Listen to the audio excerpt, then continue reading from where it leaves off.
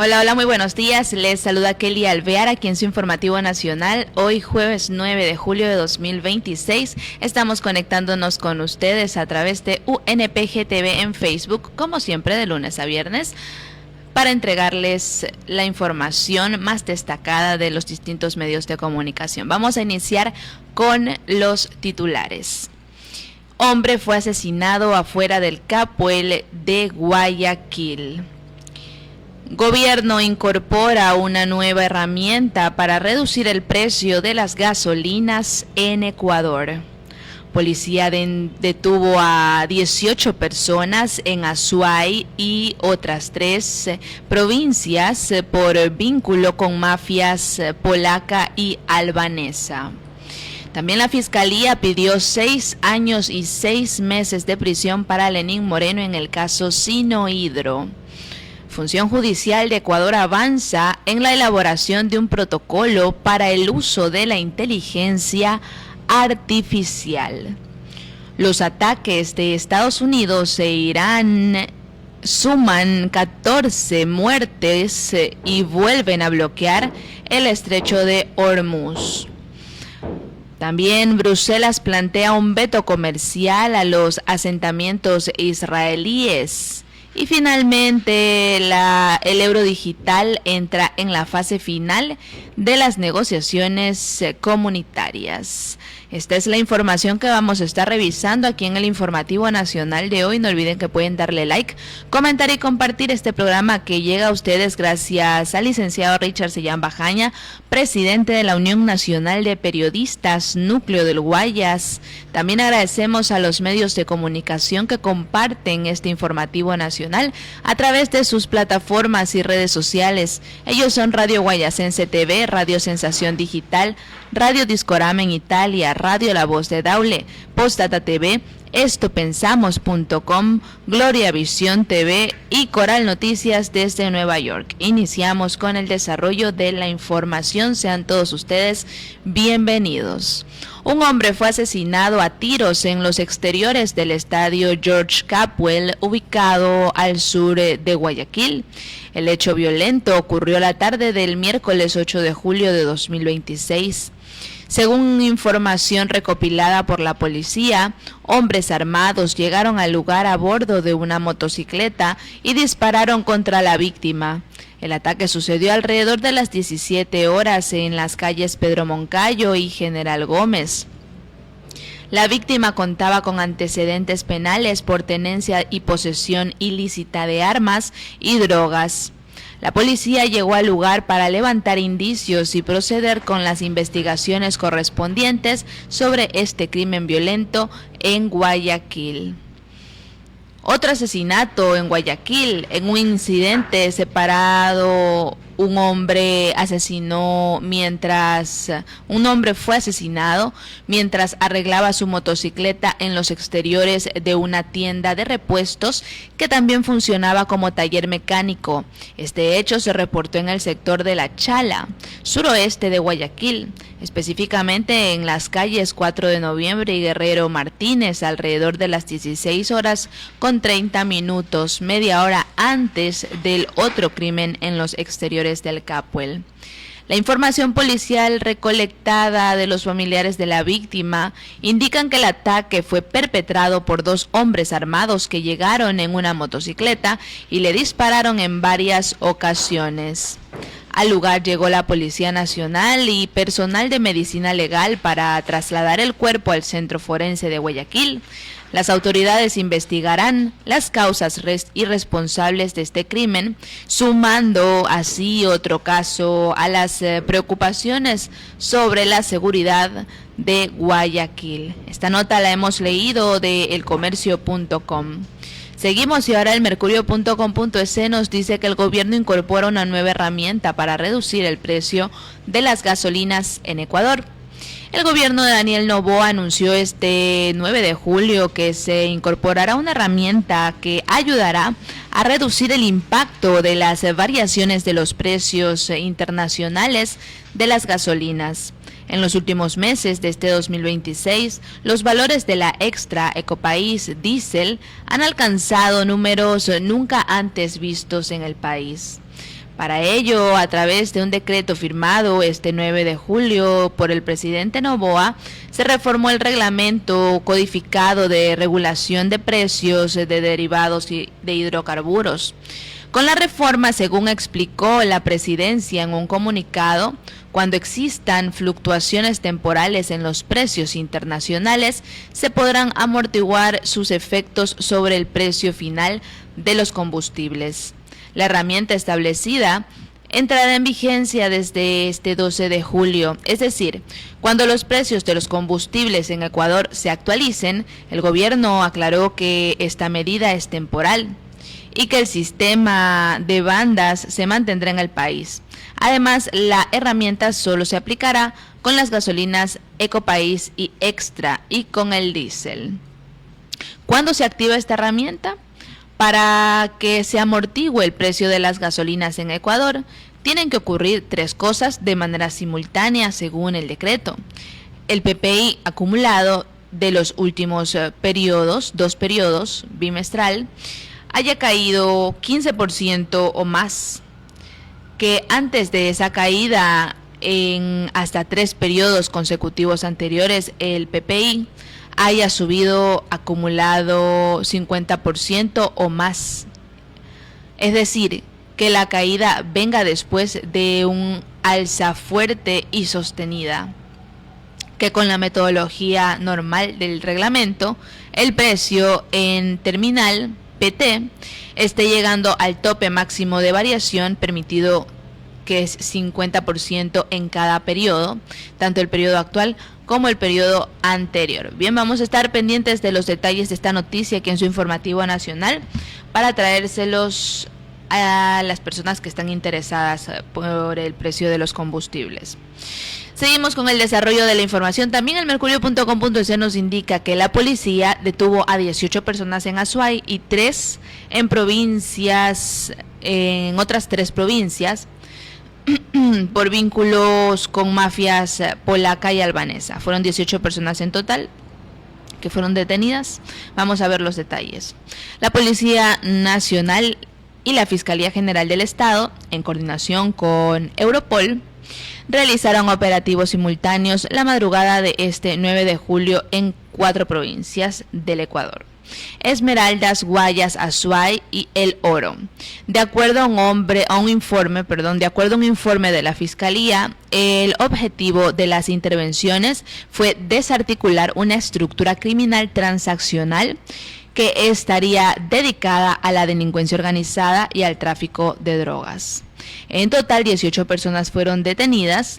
Todas ellas tendrían vínculo con las mafias polaca y albanesa y con grupos irregulares de Colombia y Ecuador. Entre los detenidos está Daisy P., ciudadano albanés y presunto líder de la organización. Dentro de la investigación, informó la Fiscalía del Ecuador, forma parte Hakimek T., un polaco que recibió prisión preventiva por tráfico de armas. Como parte de los indicios que se encontraron, está dinero en efectivo, un dispositivo GPS y 14 terminales móviles. Continuamos con la información. También el mercurio.com.es, por otra parte, nos dice que la Fiscalía pidió 6 años y 6 meses de prisión para Lenín Moreno por el caso Sinohydro. Este 8 de julio de 2026, el juicio en el caso Sinohydro llegó a su etapa final, en la que el fiscal general del Estado, Carlos Alarcón, presentó su alegato de cierre en el que acusó al expresidente Lenín Moreno por el delito de cohecho en el grado de autor, por lo que pidió para él una pena de 6 años y 2 meses de prisión. Esa misma sentencia, la cual no toma en cuenta los agravantes que podría considerar el juez, se solicitó para los 18 procesados restantes. Además, Moreno y el resto de los acusados deberán pagar al Estado una indemnización de $76 millones, que es el monto al que ascendió la coima que recibieron y se repartieron de la empresa china Sinohydro a cambio de la adjudicación del contrato para la construcción de la hidroeléctrica Coca-Cola Sinclair. El fiscal también solicitó que los procesados pidan disculpas públicas al país en las instalaciones de Coca-Cola Sinclair. Tampoco podrán volver a ocupar cargos públicos durante el mismo tiempo que dure la sentencia. Lenín Voltaire Moreno Garcés, aprovechando su condición de vicepresidente de la República, intervino para favorecer la adjudicación y el financiamiento del proyecto hidroeléctrico Coca-Cola Sinclair. Mantuvo reuniones con los representantes de Sinohydro, realizó gestiones ante el presidente de la República, Rafael Correa, para asegurar la continuidad del financiamiento y posteriormente resultó beneficiario del esquema de distribución de los recursos provenientes de los sobornos. Su conducta se adecua al grado de autor directo del delito de cohecho. ¿Sí? Esta es la situación de Lenín Moreno. Vamos a estar pendientes de esta información y les traeremos los detalles que vengan después. Eluniverso.com nos indica, por otra parte, que Función Judicial de Ecuador avanza en la elaboración de un protocolo para el uso de la inteligencia artificial. El Comité de Ética de la Función Judicial aprobó el 16 de junio de 2026 un documento sobre los principios y directrices básicas para el uso responsable de la inteligencia artificial en la Función Judicial del Ecuador, con el cual se busca transparentar el trabajo de los servicios judiciales con este tipo de herramientas. Este grupo está integrado por el Consejo de la Judicatura, la Corte Nacional de Justicia y la Fiscalía General y la Defensoría del Pueblo también. El objetivo de este texto es dar solución a un problema global que no le es ajeno al Ecuador. Según datos de la Organización de las Naciones Unidas para la Educación, la Ciencia y la Cultura, UNESCO, el 44% de los juzgados y tribunales del mundo ya usa inteligencia artificial, IA, pero solo el 9% cuenta con orientación oficial sobre cómo hacerlo. Según el defensor del pueblo, Ricardo Morales, quien preside el comité, jueces, fiscales y defensores públicos del Ecuador han estado usando estas herramientas sin tener ningún marco que les indique qué está permitido, qué está prohibido y qué consecuencias tenía hacerlo.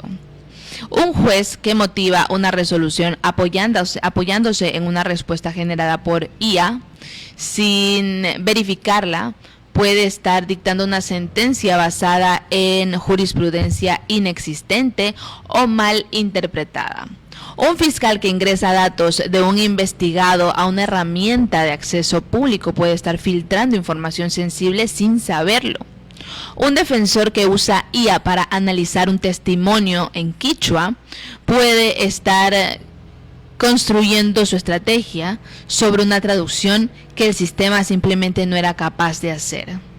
Todo está ocurriendo sin reglas, sin consecuencias claras y sin que nadie lo hubiera advertido formalmente, menciona textualmente. En esta línea, la Defensoría suscribió un convenio marco de cooperación institucional con la Universidad Pompeu Fabra Barcelona School of Management. Dicho centro académico estuvo a cargo de la elaboración del texto, que luego fue revisado por varios organismos, entre ellos la UNESCO, la Corte Nacional de Justicia, el Consejo de la Judicatura, la Fiscalía General del Estado y la Defensoría Pública y el Barrio Interamericano del Desarrollo. El documento recoge 23 principios rectores y directrices generales y diferenciadas por tipo de actor. Bien. Seguimos con el desarrollo de la información, bastante interesante, la verdad, esta situación de la inteligencia artificial y la función judicial en cuanto a todos los que forman parte de ella. Vamos a ver, estaremos pendientes también. Me parece bastante apropiado porque no hay que dejarse llevar por todo lo que arroja la inteligencia artificial y hay que tener cuidado con lo que le escribimos en la información que le entregamos a la inteligencia artificial. Recuerden que la inteligencia artificial es un recopilador de información, tienen soportes, bases de datos, entonces hay que tener cuidado con la información sensible y no hay que creer todo lo que nos indica, hay que corroborarlo también, ¿sí? Bien, vamos a seguir con el desarrollo de la información aquí en su informativo nacional y Euronews.com nos trae 3 noticias de carácter internacional que vamos a detallar en este momento. No olviden que pueden darle like, comentar y compartir este programa que llega a ustedes a través de UNPG TV, canal oficial de la Unión Nacional de Periodistas, Núcleo del Guayas. Los ataques de Estados Unidos e Irán suman 14 muertos y vuelven a bloquear el estrecho de Hormuz. Aquí tenemos un reporte.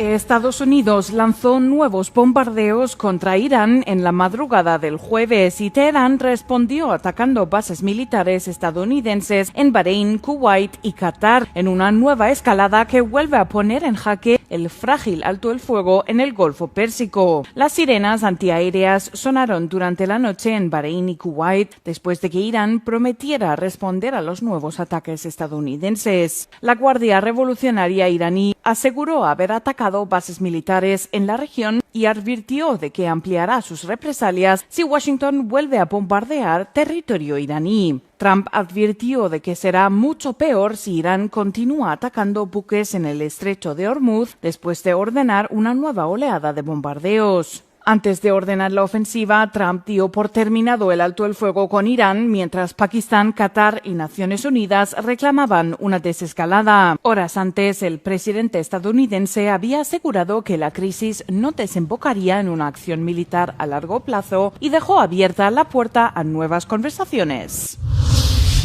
Seguimos con el desarrollo de la información internacional y también Euronews nos dice que Bruselas plantea un veto comercial a los asentamientos israelíes. Aquí tenemos otro reporte. La Comisión Europea ha presentado un documento de opciones para prohibir total o parcialmente las importaciones de productos fabricados en los asentamientos israelíes ilegales, junto con otras opciones para restringir aún más el comercio de la Unión Europea con los asentamientos en los territorios palestinos ocupados. Fuentes diplomáticas han informado a Euronews de que la primera opción obligaría a las empresas que importan productos a los asentamientos israelíes a solicitar una licencia de exportación. Sin embargo, el documento de opciones de la Comisión advierte de que dicho sistema sigue siendo vulnerable a la elusión. En segundo lugar, la Comisión ha propuesto introducir aranceles más elevados para que la importación de productos procedentes de los asentamientos resulte prohibitivamente cara, pero reconoce que esta opción también es vulnerable a métodos de elusión. La tercera opción es la prohibición total o parcial de las importaciones procedentes de los asentamientos ilegales, lo que requeriría que los funcionarios de aduanas de las autoridades nacionales identificaran estos productos procedentes de los asentamientos israelíes en las fronteras de la Unión Europea. Se espera que los embajadores de la Unión Europea den a conocer sus primeras impresiones en una reunión a puerta cerrada que se celebrará el viernes en Bruselas. Sin embargo, el documento solo esboza opciones, no propuestas concretas, y no se espera una decisión formal hasta la próxima semana. La próxima reunión del Consejo será en octubre, lo que retrasará las medidas. Seguimos con la información internacional y finalmente el euro digital entra en la fase final de las negociaciones comunitarias. Veamos este reporte. El Parlamento Europeo y los gobiernos de la UE encaran la recta final de las negociaciones sobre el euro digital tras la votación de este jueves en Estrasburgo. La Eurocámara abre la negociación con los Estados miembros sobre las reglas de funcionamiento del euro digital, que se plantea como una versión electrónica del dinero del Banco Central, emitida por el Banco Central Europeo para complementar el efectivo y los servicios bancarios existentes, no para reemplazarlos. El BCE proporcionaría la infraestructura de base, mientras que los bancos comerciales y los proveedores de servicios de pago ofrecerían los servicios en euros digitales a los usuarios. Fuentes cercanas a las negociaciones señalan que la cuestión más controvertida será el acuerdo sobre el llamado modelo de compensación. El acuerdo deberá definir qué entidades financieras tendrán derecho a una compensación, cuál será su importe y cómo se abonarán los servicios asociados al euro digital. Y bien, de esta manera estamos culminando con la revisión de las noticias más recientes aquí en su informativo nacional. No olviden que pueden darle like, comentar y compartir este programa que llega a ustedes gracias al canal de la Unión Nacional de Periodistas Núcleo del Guayas, UNPGTV en Facebook, y su presidente, el licenciado Richard Sellán Bajaña. Yo soy Kelly Alvear y les agradezco por haberse conectado con nosotros hoy. Nos vemos mañana viernes. Que tengan un excelente jueves. Chao, chao.